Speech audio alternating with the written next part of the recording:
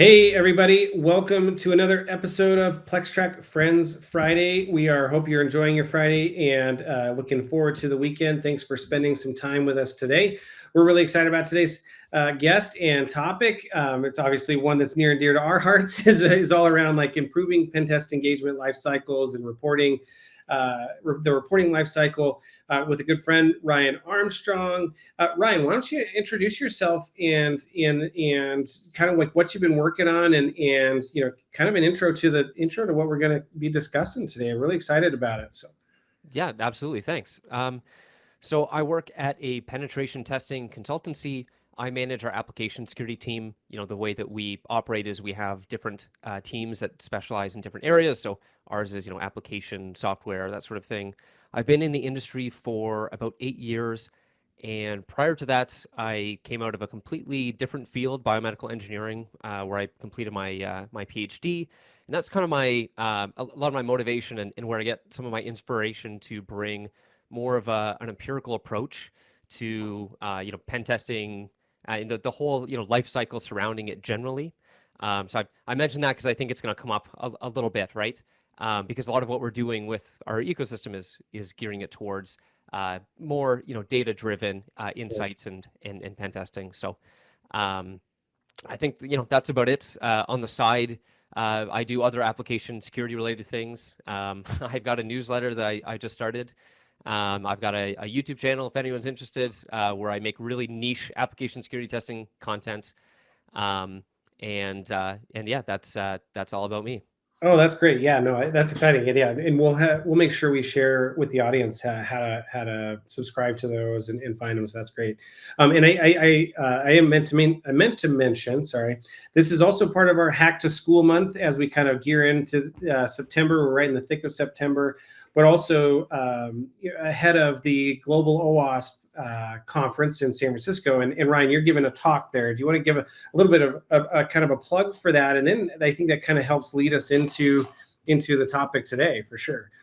Yeah, absolutely. So, I have to say that I really loved working at my company. I've been there for 8 years. I'm still there. I think we have a great team. I think we have a great program in terms of, creating really effective application security testers. But one of the things that we've really done not so well is everything surrounding that, right? Like all of the business processes surrounding pen testing, the reporting of it. We've kind of had a really archaic system, and so there are many different challenges that we've faced that maybe have there may be distinct at a surface level, right? Like they're kind of different problems, but they're all related to our management of that ecosystem. So we took it upon ourselves, of course, to overhaul everything, right? From reporting to how we're tracking and moving data, giving us more capabilities than we've ever had. But also, it's been a huge effort. Like it's been, I feel like you can say this about a lot of projects of this nature that I did not anticipate how much work it would actually be to transition from our old system, which of course I'm happy to talk about. But basically, my talk at OWASP Global AppSec is about that, right? Like, what were the challenges that we were encountering? What do we want to do better? And how did we build a system surrounding testing and reporting that facilitates all those improvements? Oh, that's great. And obviously, that's something that we've been on the mission for as well. Sorry, we'll pause it. I hope is it mine? I mean, my window's closed, but I do hear there's across the street there's someone mowing their lawns. so hopefully we'll cut that part out. Yeah, I hear something as well a little bit. Yeah, I heard it. Though. I think it's gone now.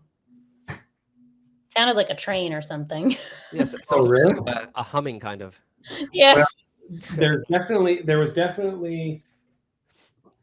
definitely somebody doing yard work somewhere in the neighborhood. I don't see them exactly. But... Yet. So, all right. So sorry about that. Yeah. Okay. So hopefully it won't. I can take that again if we want to do, if we want it without the noise. Let me go to audio real fast. It has noise suppression is on, so reduce background noises. So hopefully we're all right. So I'm gonna hide myself again. Okay. Yeah. So I think we got most of that. So I'll just kind of pick up where we left off, kind of like, I'll just say like, yeah, that the talk sounds really fascinating. That's where I'll start. So, Sounds good. so we'll go in 3, 2. That sounds like, I mean, fascinating topic, because like obviously it's something near and dear to our hearts as well. I mean, I guess my background is similar. Well, maybe not quite similar to yours. I don't have a PhD, which is awesome.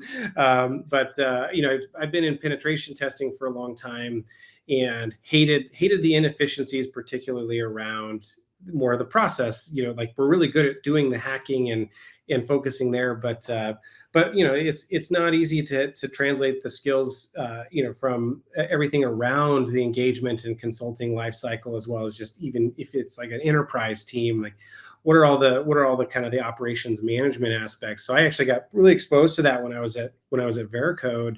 I would fill in for our ops manager whenever he was on vacation, and so I got exposed to like, how do I schedule people and get them scoped for the right tests and things like this. So I think a lot of people don't recognize how much goes into like a consulting firm, or being able to manage a lot of outside processes related to the actual engagement themselves. So maybe, I mean, I'd love to dive in a little bit. I'd be curious, what were some of the areas that you felt like you needed to start right out of the gate, or did you kind of like map it out, and how did you go about kind of determining what to work on first, and what were some of those first areas that you focused on? Yeah, great question. So at a high level, there are kind of two ways that I looked at it and approached it. One is, what are the challenges that we were facing, and how can we do this better? And the other way was looking at the entire kind of, what I've been calling the engagement life cycle, and kind of ecosystem of software and processes that support that, trying to map that out, all of the components, like the data flow, understand how can we, just looking in that from a process point of view, optimize it, right? Because an engagement doesn't begin when you as a tester, get like a URL and you go and start finding vulnerabilities, and it doesn't end when you deliver the report either, right? Right. So the engagement really begins at the sales process, and we get information from that, and during that process as it moves into scoping, right? We scope all of our application assessments, so we provide, we make sure we know what we're getting into, when we provide an accurate estimate of how long we think it's going to take, and we're capturing a lot of information there that was really just kind of isolated in static documents, and it could make our testing a lot more efficient, and we could also, use that information down the line to perform analytics, right? Like take a more data-driven approach. So just looking at the scoping process, for example, kind of where the engagement lifecycle begins, we have a tester who estimates the number of days that an engagement is going to take. And that's not a perfect science, right? It's a bit of an art, and we make mistakes. And in those cases, we now take tester feedback, asking the question, hey, like you had this engagement, you were given this amount of time to work on it. Was this accurate? And just that little thing, being able to take the amount of time that we estimated it would take, and the amount of time the tester who actually performed the work thinks it should have taken, or it did take from testing, and seeing how accurate we are there and how we can improve that process, right? So Mhm. you really need to think about that entire data flow through the engagement lifecycle in order to capture the right things, in order to, I think, actually improve pen testing, right? To do what we do better by capturing that data and assessing it. So, in addition to the challenges of, we would have to, just to give you one example of one of the challenges that was certainly one of my biggest pain points is, we have a number of enterprise clients, and of course they want to see, summaries of all their engagements. They want to have a good idea of where their standing is, and they want us to put those together to help them find ways to improve. And they all have a different way in which they approach that. But we were dealing with static documents at the time, right? Like static reports, where we're basically going in and digging through PDFs, largely to take Yep. data out in order to analyze it, in order to put together, these presentations and summaries and graphs and everything. And that was just a huge pain. So I really think a lot of it is about the data, the processes that are applied to them. And I think that just by capturing the right things and making everything fit together nicely, I think we'll probably even come up with many more areas where we can gain insights from our new implementation. So ultimately, yeah, it started from all the pain points of trying to find the problems that are slowing us down and fix those, but also looking at the process holistically and trying to optimize it. Yeah, and I think that's interesting. And I mean, one, I guarantee you're not alone. So like, it does sound like definitely a lot that others can learn from your talk. But I would bet, like that this is also helping you provide like better value and return on investment from your customers. Because like I think my hunch is that people would probably, we're always, resistant to change, right? We're like sometimes allergic to it in terms of like, hey, we're in these processes, they work. We know we could probably be doing better, but like, what's the trade-off? And because you said it's like it took a lot of work, but I would bet that like on the other end of that, you're now going to be able to provide, a better return on investment for your customers, and being able to show them more data, maybe being even able to dig into, here's some gaps that you really need to continue to focus on throughout the year, and maybe even, and I'm just speculating here, but like, being able to provide more services to them based on the data that you're kind of gathering. I mean, I'm curious. Do you feel like that's going to happen, or is that happening today? Or Yeah, absolutely. And I can give you a really simple example. But first, I'll say, one of the biggest ways that this whole thing, I hope, will drive value is really just the bottom line, right? yeah, If we're a consultancy, and so if we become more efficient, then we can offer the same services quicker, right? So uh, maybe we can hit better price points. We can do more with less time. That's the bottom line, and I think obviously that's one of the biggest drivers. But certainly there are other aspects of value from our engagements, and yeah, one of those is being able to present our findings in different ways. Actually, I'll give you a couple examples. One of the challenges that we've had with our really static reporting system is having clients who, and this is probably unique to consultancies because we see so many different clients, but we have clients with divergent application security programs, right? So they have different requirements. There are different ways that they want to intake the information, different information that they want. And with our old system, it was very hard to, adapt that to all of their needs and to capture the right information. But now, hopefully, with our new and improved system, not only are we more versatile, but yeah, we can add things a lot easier that were more challenging before. One of the things that I'm really proud of at our company is we have a lot of really great template content spanning a large number of like application security issues, vulnerabilities, risks, et cetera. But one of the things that's been very challenging with it is, updating it, and, just simple things like adding CWEs, right? So, we had initially it started with some clients who started to work with CWEs because they wanted to classify their findings according to it, group them, try to understand what was plaguing their organization. And like, yeah, absolutely, that makes sense. It's a good thing to do. CWEs, the system's not perfect. There are some gaps in there, but it's still a really great starting point. And so sure. we started delivering those for those specific clients, and like it was a huge pain. And basically, we were just delivering CWEs for those clients because we hadn't. It was such a monumental effort to adapt the rest of our content and system to build those in. But now that we can do that, yeah, we're going to be providing those by default. And it's a thing that, yeah, should be standard. Unfortunately for us, was challenging to implement. Now we're going to be doing it, and that's a value add right there. Yeah, no, that's great. And I would bet that like over time that, now that you have those data points, you can actually start to even show trending information around like, hey, like these CWEs, or whatever the data point is, you've been getting better or worse, or like these are some of the problem points. So like that kind of like probably, I mean, to me, that adds value for your customers, right? And it also adds value for us because there are other, I think, really interesting insights that we can take from CWEs. Like, let's just assume that the CWE system is perfect and it perfectly maps to our findings, which is not the case, but it's close enough, probably. Yes, it provides value for customers who are looking at it, who are working with it, but it could also be interesting to us, right? Like, what findings are we identifying in certain engagements, right? Like, we can identify, where we're likely to find certain issues. Maybe we can even look at it at a per tester level, right? Like, is there a difference in distribution of findings that different Yeah. testers are identifying and focusing on? Are there gaps in our, our processes and our checklists, our training, or whatever? We can take that information, look at it across engagements, and hopefully derive insights just relating to our processes and how we approach testing, right? So it's not just for clients. I mean, ultimately, yes, at the end of the day, Yeah. that's going to be a benefit for clients if we're improving our testing capabilities. But it's something that first is, taking that data and performing some introspection with it.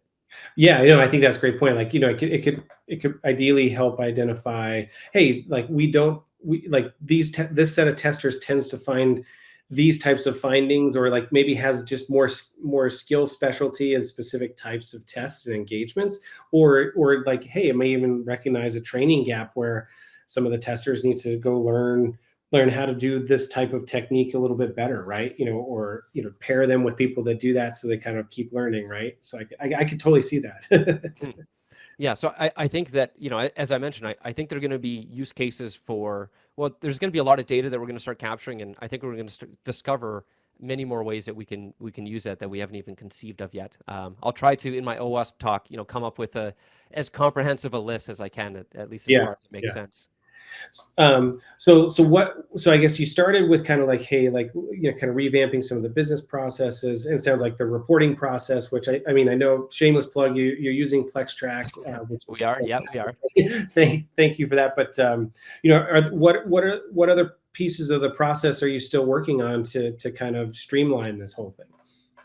Ooh, that's a great question. And the answer, unfortunately, is it's vast. There's actually so much we're still working on, and we're trying to do it in pieces and trying to be very careful, because obviously we don't want to disrupt day-to-day operations, right? We're doing a major transition, yes, to PlexTrack. That's probably the biggest transition to start, and it's been a challenge, not because PlexTrack is hard to work with, but because our system is so different in the way that we've the way that we've kept our template content, the way that we've done reporting so far. So it's been a major effort just to move onto that, and certainly we've learned a lot from that process, and I'll be sharing during my OWASP talk some of those items as well. But in addition to that, we're looking at everything, right? Like, nothing is out of bounds for our processes, like from changing how we do scoping to, vetting like intakes for engagements, to doing the testing. We use, of course, I think every company has some type of like checklist process. And for us, I'm also proud of like our checklist for processes, and to make sure that we have consistency in reporting certain issues and vulnerabilities. And it's another piece of our approach that I'm really proud of, like what we've constructed, but I'm not very proud of the form that it's in. Like, that is a spreadsheet right now, right? That's a template spreadsheet, and it makes it very difficult to integrate with other systems. So a lot of what we're doing with our processes and our data is we're moving it to the Microsoft Power Platform, not because it's necessarily the best platform, but because, we have 365 subscriptions. It made sense, right? We were keeping certain data in lists. Power Automate is really easy to use to automate certain processes. We've started building Power Apps to act as an interface to some of those data, some of those data sets and processes. And I think all of it is about, creating a standard data model, and then making sure everything flows efficiently. So we eliminate manual effort to the extent possible. We make things more dynamic. Like the checklist, that's the spreadsheet. It's kind of dynamic because I built some macros into it. So it's like, depending on the client or engagement type that you have, you can pre-filter some of those process items, but it's still quite limiting. And again, it's another piece that, like, that data is not captured, right? When a tester fills that out, what did you do? What didn't you do? What things did you not report, and why? What were the false positives from like scanners that you chose to ignore? Because that's a part of our technical review process. That goes into the document. It goes onto a drive and gets archived and disappears forever, right? But now with our new system, we can again capture some of that data. So that really everything's on the table for for modernizing, right? Yeah, no, that's great. And I think that's, I mean, it's such a refreshing approach, right? And what I find is, exciting is, like, I'm sure a lot of other people will really like be fascinated to like kind of, start this journey as well. Cause I think we're all, aligned in terms of, like, the more data you have, the better decisions you can make, and you can actually identify where are some of the gaps, right? And hey, where are some of the areas that we have weaknesses in our process specifically, and then what parts of the process are taking a long time, and should they be taking that much time, and where are the inefficiencies, and So that only helps, improve your overall process and delivery, which in turn allows you to do more, right? In terms of like being able to conduct more engagements and be more efficient, but also should reflect also better for the customers of like, hey, they're getting more in-depth security assessments and reviews. Like, I think that makes perfect sense. Yeah, I think we're going to be able to do things that, we're going to be able to do some research that I think really hasn't been conducted in this industry, and we're really missing. As I mentioned, one of my passions, comes from my experience in research, and that's, bringing more of an evidence-based approach to application security testing, which I think we're really missing. We're starting to see the start of some of it in a few areas, but there's so many things I want to do. There's so much research I'd like to conduct if I could, but Yeah. unfortunately, I mean, not unfortunately. I love doing testing, but obviously that's the billable work, right? That's the day to day. But I'll give you another really great example that I'm hoping PlexTrack is going to be positioned perfectly to help us assess better. And this is one of the first times where we actually made extra effort, which I really hate doing. Right? I hate creating a new process that testers have to do. I hate being like, okay, yes, this isn't going to improve anything immediately. You have to go and do these manual steps as part of every engagement now. But sometimes they're just questions that I think are really worth answering. And one of those came up a couple years ago now, I think like a year and a half, when we use commercial DAS scanners to augment our testing. Obviously our daily driver is Burp Suite, as I imagine any like application security tester is, but we also use some other commercial DAS because some of the testers are familiar and kind of comfortable with them and like that as like an additional tool to have just in case you miss something, or at least it gives you some additional coverage and scanning that you can't do manually in that amount of time. But we don't really know how well they work, and we don't really know what they're finding that our testers aren't finding, other than like anecdotes, right? Like one tester will say, oh, well, this one time it did find this major vulnerability that I didn't see otherwise. So I think there's value to this tool, right? We basically had those anecdotes to support our purchasing, and it's not very good justification. So we decided to create. I impose this on our team. So sorry to my team who's listening. They know, they're familiar with all the processes I've added, but I think it's important. So, we added a Microsoft form where you go and fill it out, and you answer the questions like, how many findings across our different risk ratings did you find manually? How many of those were found by a scanner that you did not find? Right? So just trying to assess the value of these scanning tools. So once we've collected enough data, we'll have an understanding, hopefully, of what value the scanner is actually providing. Because, in most cases, and certainly for me, most engagements, I look at the scan results from, and again, I'm not going to name the tool because I think they're all similar in this domain. Like DAS tools have major limitations just because of how they work. Yeah. But, look at the tool and it's giving a couple low findings on a report that, for manual testing has like multiple critical and high vulnerabilities. But, we don't have the data necessarily to know, are there enough cases where it's useful? And we also, it's also hard for us when we're asked by clients, well, like, clients will ask us, hey, why would we do a pen test and not just run a vulnerability scan? And I can say, well, I can tell you, the scanners aren't that good, but I actually don't have the data to show you. So just this little project is going to hopefully provide us great value in terms of making that, decision for, are we renewing these DAS at these price points? And secondarily, being able to show to our clients the value of manual testing. Yeah.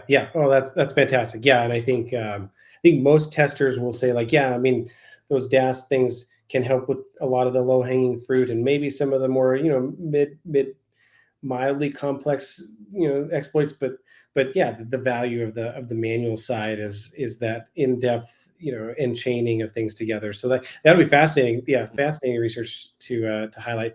And PlexTrack, obviously does have a source, field in the findings, so we can bring that data in. Yeah. So that's the dream, right? Now testers no longer have to be filling out this form. We'll just use the API with PlexTrack and automate that, right? So that's where we're trying to go with every process, right? You remove manual steps. You not only save time, but you're drastically reducing the opportunity for error. Error being either one, tester didn't fill out the form that they were supposed to, which like that's always going to happen with a step like that. Like there's going to be, you're not going to get perfect compliance, right? Like that happens with that happens in surgery, right? You know, Yeah, it was a major issue in surgery where, you know, they had checklists and surgeons were not following them, and that lack of compliance, you know, it led to issues in surgical error. This is just, I gave a related talk about this at the last OWASP in Lisbon, which everyone can check out if they're so interested, which is a little bit different, but more about managing application security teams. But anyways, you know, it prevents that error and it also saves time. So two major benefits. Yeah, that's great. Well, Ryan, this was fast. This was fascinating. I love talking. I could talk all day about this, and you know, because I love learning more about data and the different types of things that we all could be doing as an industry to kind of learn more. But really appreciate your time. This was a great episode. Maybe give a brief plug of like kind of again of like about your talk, where to find it, and then like how people can connect with you or anything else you wanted to share for the audience. Yeah, for sure. Okay, so the talk, OWASP Global AppSec San Francisco. You can either attend the talk or you can just watch it on YouTube afterwards. I feel like on paper it looks very boring because it's about reporting and business processes and that sort of thing, but I'm going to try to make it very interesting. So I encourage everyone to check that out, especially if you're watching this, you know, if you're using PlexTrack, for example, or thinking about modernizing your pen testing processes. I recently started an application security newsletter that has some areas I found just weren't being talked about much in our field. So, for example, like how do you manage a team of application security testers? That's a role that I stepped into a few years ago, and there's just been nothing, you know, written about it. So I started writing, right, and I started giving talks about it, and things I've learned, you know, things that I've my successes, I guess, as well as my failures, and I'm trying to share all of those things. I also have a YouTube channel. I'm sure you just search this and find this, but that's, you know, very niche application security testing content, and you can always reach out to me on LinkedIn, of course. Awesome. Well, yeah, that sounds great. So looking forward to catching up with all of those resources. And thanks again for, I always love this about our community too, of people just, you know, sharing their knowledge, sharing the information. It's super helpful, and it's how we all get better. So appreciate it. And thank you for that. Okay, yeah, well, thanks everybody for joining us. Ryan, thanks again for your time and the great work. We'll look forward to all the looking up your talks, and then also if people are there attending it. But for everyone else, if you have any questions or comments, feel free to leave them in the chat and or in the comments on LinkedIn, and we'll definitely address those as soon as we can. But otherwise, have a great rest of your Friday and a great weekend, everybody, and we will catch you next time. Thanks again.